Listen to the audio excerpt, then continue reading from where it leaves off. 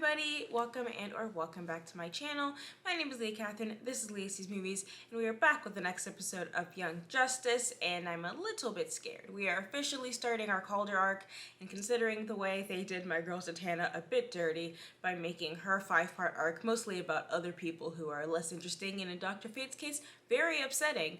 Yeah, I'm not super confident that they're gonna give Calder the focus, because he's never ever had the focus on a real level, on a real character and personality building level. So I hope that this is the moment where he gets to shine, but I'm sure we'll have plenty of cutbacks to Gar to kill my buzz. But I do think I saw Halo in the thumbnail, so I'm excited because I like Halo. Less excited because that means less Calder. Complicated web of emotions here. Well, considering this is a whole new arc, I have literally no idea what's going to happen, so I can't even begin to guess. I'm going to keep this brief. Let's get started. And I am going to be drinking a beverage, and if my lipstick sticks to my teeth, no it didn't.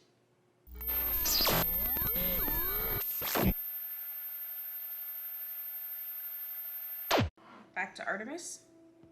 Okay, can't really complain. Oh, yeah.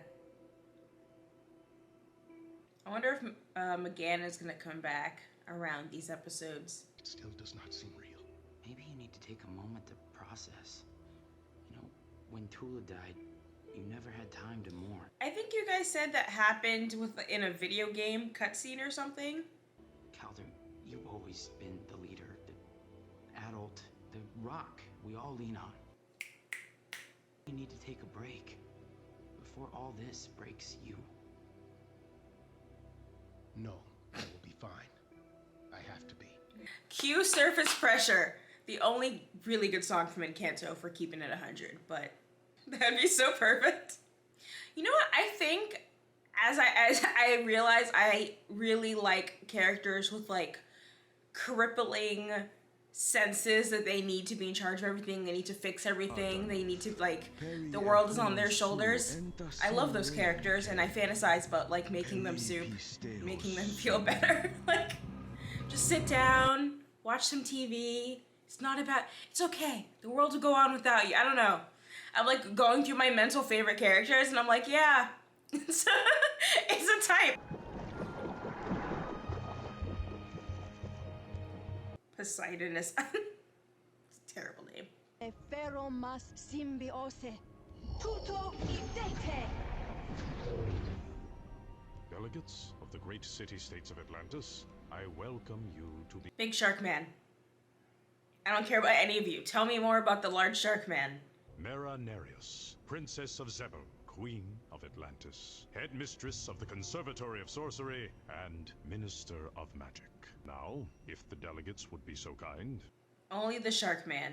Of Crastinus in the Arctic Ocean. He seems annoying. Nanoe Shark, King of Nanoe and the Southern Ocean. Nanoe is King Shark, right? In Calvin Durham of Shares, in the North Atlantic. Zebel insults us with this absence. I'm leaving. Because I was like, a large shark man? King Shark, but then I wasn't sure.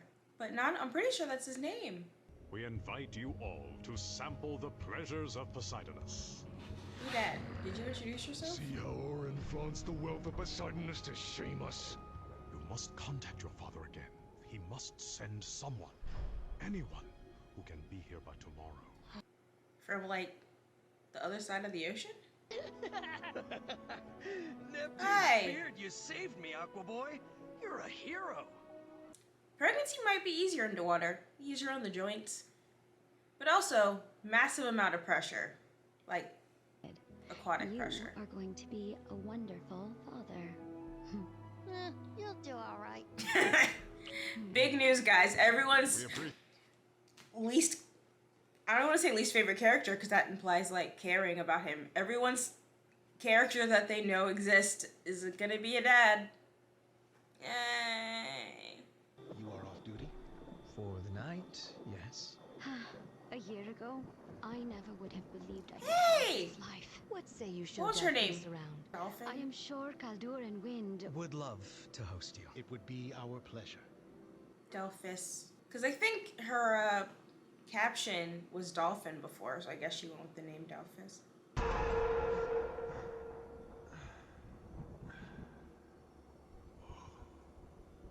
bomb really knocked me for a loop. It knocked you into the quantum realm, my dude. Where am I? Again. Our mental link is severed. You're McDead, bro. Are you okay? Interesting. Oh. Why is he shirtless? You can't be in the quantum realm with your clothes on? No heat signatures for either of us. Are we dead? Poseidonus is so much shinier than Shaeris. That is one source of trouble between the city-states, is it not? Save politics for the conference. Algae, anyone? It feels like that should be something they should be able to fix. There's so much ocean, my dude, like... Simply squeeze and chew. Oh, it's good. Go easy. Wind always orders the hard stuff. Why bother with anything else? No comment. You look well, Lori. And you look the same, Win. Like an eel eager to slither back to Orm now that he has escaped from prison. Whoa. Lori, please. That was 10 years ago. Wen was young, impressionable. An idiot. A purist idiot. I am ashamed of my actions, even my thoughts. He went through a supremacy phase? No! Get drunk somewhere else, Shark. Shark? Really? Metal when I annexed its lower territory. You attacked without provocation. Weakness is its own provocation, chum. Yeah, King Shark is Putin. Stop this! We are here to put old conflicts behind us. He says after punching him in the face. I respect your strength, schoolmate, but don't hold out too much hope for tomorrow's conference. Once. I am forced to agree. I can't believe Calder's boyfriend went through like a supremacy phase, and those, you know, we all have that moment where you're like, maybe we're superior. I don't know. I got over it. I got off it. I know it must be strange to see you. Yes, strange. Okay, I'm not going to complain about extra Halo scenes because. There a reason you came by? I wanted to explore whether Islam might hold meaning for me. What would you like to know? Aw, that's cute. More experienced leaders would be here if Nanive wasn't killing them in raids staged across our borders. I'll take that as a compliment. He's like, I am, and I'm doing a great job. Nanive's incursions upon the territories of Our waters are warming thanks to your surface friends, Orin. It's killing my kingdom's krill, the backbone of our food chain. We must get more territory to survive. I kind of want to put a what's it called? An orca right where Nanive is. Because I'm like, that's literally what's happening right now. Like, I hope he just starts talking about destroying the rudders on ships. Why can't I touch you? I mean, the ground feels solid enough. It would feel solid Or is to a that ghost. just because I took it for granted? Okay, maybe if I believe you're solid. Okay then. Tell you what, I'll believe you're alive if you believe I'm alive. Can you believe yourself some pants? That'd be so alarming to wake up in the afterlife and there's just some blue shirt, like, shirtless and pantsless dudes, like, cupping you. Like, unhand me. Maybe we can start with the hijab? Why do you wear it? Personally, I choose to wear the hijab as a constant and comforting reminder of my faith. A reminder that life on Earth is temporary, and I must use my time wisely to do good and be the best person I can be. I imagine it's not unlike the reasons why your super friends wear such a variety of symbols. Isn't that true, Halo? You know? Of course. Girl? Not a girl. Not girl? Didn't get away with that one. How did you know I was in a super secret superhero squad? It was on the news. With the hijab, I try to invite others to focus on more than my outer appearance. to look past the unrealistic standards of society and see the woman I am inside. I would like to be judged on who I am inside. But would that still work if I wasn't exactly a woman? In the end, I never know what to do with these scenes, because I actually do like them. Like, I think it's a good character building. I think it's actually well written and sympathetic. Devastating our oceans. Thought your embassy was supposed to fix I guess that. I'm okay with that. It's just always so weird to say, like, I don't know if Violet continuing to wear the hijab, like, matters? It doesn't not matter. It's a character moment. Betrayed Manta, took his woman, and raised his son as your own. Calvin Durham is my father in every way that matters. Indeed. For how else does a man of his low status and dubious history merit this table? See, I knew this guy was gonna suck. I could tell when the minute he started talking. But my cabinet and I believe we have viable solutions if we work together. Well. Didn't we behead the other one? So who's this? Don't even know your name. If you think about it, this is basically the plot of the movie Passengers. So I guess we keep moving. But which way? Like, I just want to point out, he's in his underwear, but she's in, like, a hoodie ensemble, like a Skims bodysuit set. So, A heat trail. I feel like he could believe himself some pants on. My sentiments exactly. Or they didn't want to have to explain why she's animated in, like, a bra and underwear.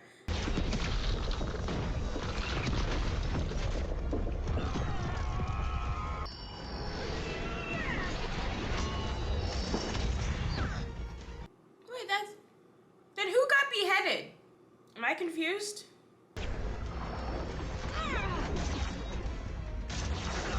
Alright, King Shark. Get to work. The coral, please! The baby! Ronan is hurt. I must go to my husband.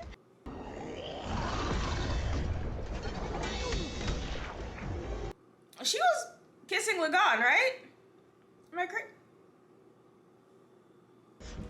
My wife and husband are there! Oh, hey! Okay! They said gays and polyamory go down under the sea. Good for them.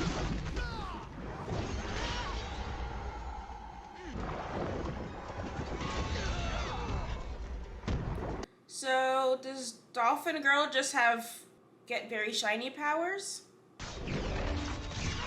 Okay. Whoa, who's this?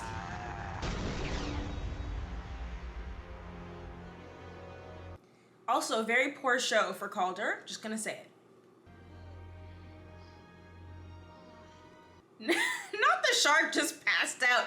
Useless. See, all that talk. I met one who called herself a god. She had tremendous power, but was abusive, petty, spiteful, greedy, destructive. That's generally the view of most of the lowercase g gods.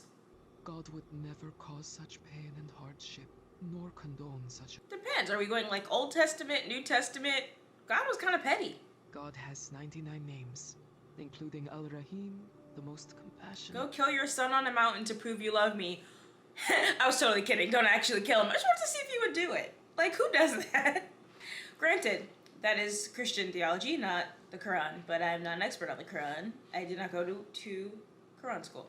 For to be his queen, I believe you are on a good I don't think it's called Quran school. I'm so believe sorry. I would like to see where this path leads. They call it like Sunday school, Bible school, so I don't know what the equivalent would be.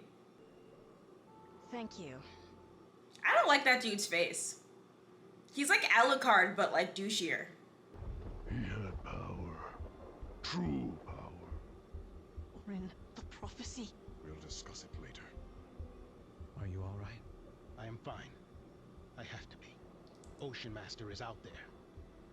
And we must find him. I just want to say, these characters that are like, the weight of the world is on their shoulders and like, how can they handle it all? It only works if they eventually break. Like, if they eventually reach a point of like, ooh, this isn't sustainable.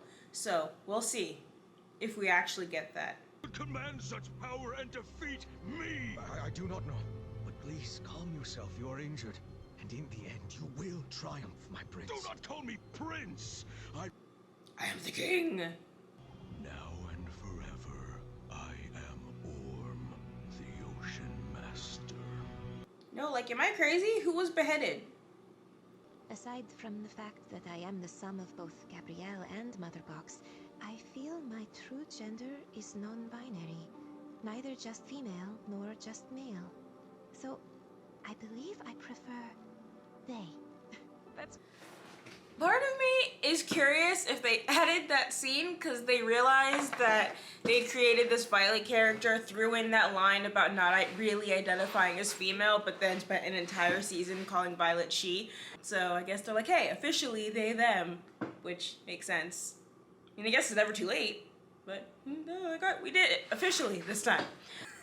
I really don't have that much to say besides my genuine confusion because I thought Ocean Master got beheaded. So now I have to do some light Googling to figure out who got beheaded because I'm confuzzled.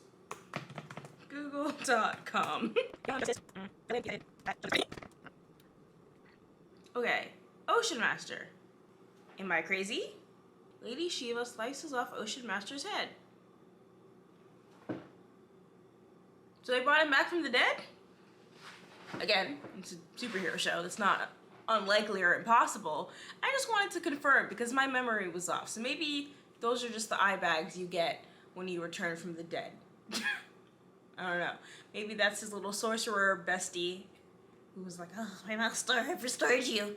And that's the voice he uses because that's what tiny sorcerer henchmen always sound like. Okay, so Ocean Master is back.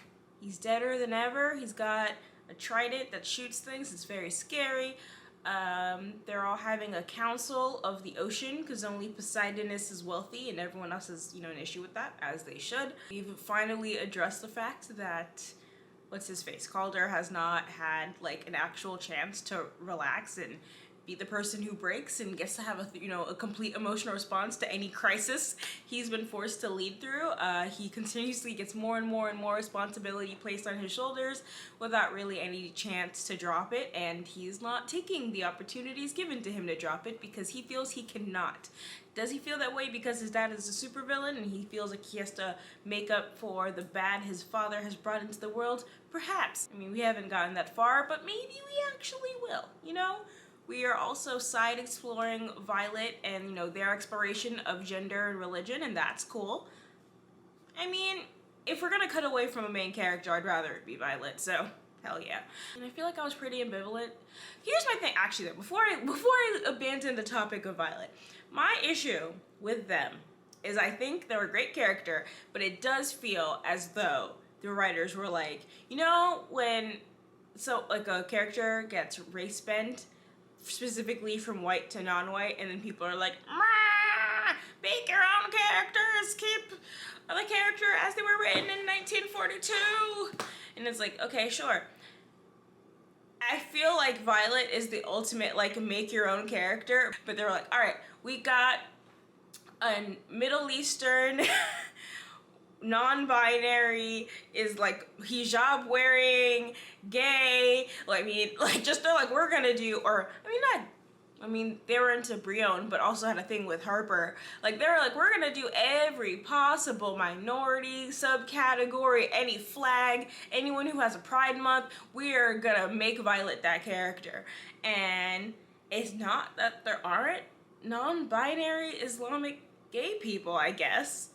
It just does feel a little bit like they shoved all of that into one character and then had the out of being like, oh, well, Violet's actually part Mother Box and is basically kind of a newborn, so they're learning about their own identity, and in this way, we can use their discovery of their identity in all of these different subcategories to also teach our audience and then do Islam 101, gender diversity 101. And I don't know, I don't like that aspect of it. But at the same time, it's like, okay, there are people who do fit in all these categories, and I'm sure that they love being represented in this way. So if it makes someone happy and makes them smile, then cool. But does it feel a little forced sometimes? I'm not gonna lie, a teeny bit. A teeny bit. I kind of love Aqualad just having a boyfriend. I keep calling him Aqualad. He's an adult man, but sorry. Calder, because they just threw that in there, and I was like, hey! And I was like, fair enough. I did think he was the other guy, so that made me confused. Because I thought that was the guy that he was fighting over the girl with, and then I was gonna be like, that's kind of spicy. We love a love triangle that triangles differently. But he's not, they just look identical. So, you know, maybe Calder has a type. Lagan is in a polyamorous triad. More triangles. We didn't get any big picture stuff in this episode. I'm curious, I mean, we did. That's a lie. We got big picture stuff with Connor, so we're obviously gonna circle back to Connor going through this quantum realm thing, but we didn't get any of our villain big picture stuff. We haven't gotten any more on Vandal Savage's plan, what they're trying to do.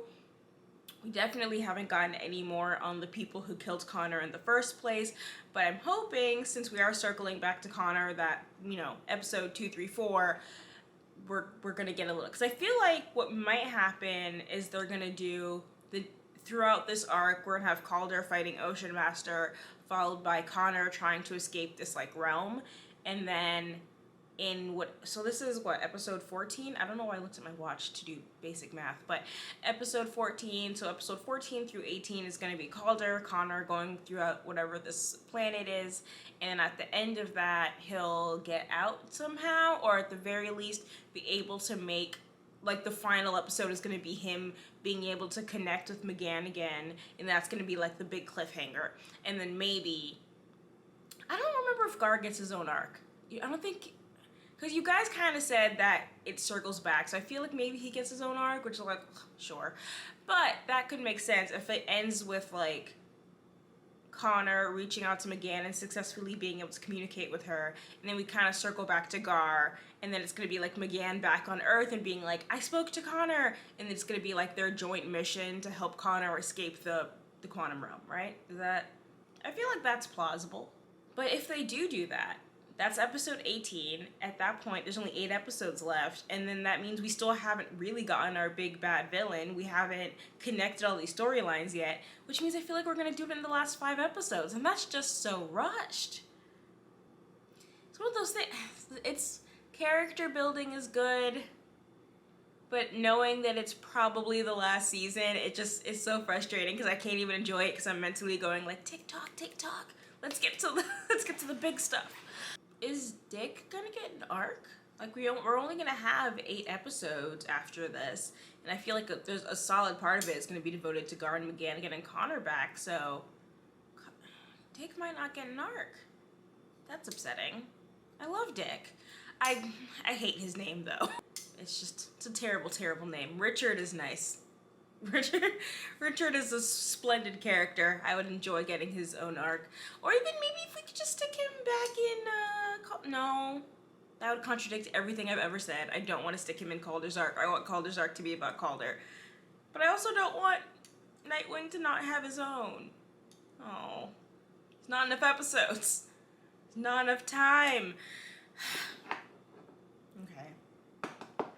Maybe he will have an arc. You know, knowing this show, Calder will only get 2 episodes and we'll switch to someone else, so problem solved. Yeah, I mean, this is like our little setup episode, so I feel like as per usual, I just don't have as much to say because they're still laying down the foundations of whatever this arc is going to be about, but hopefully we'll address how Ocean Master came back from the dead.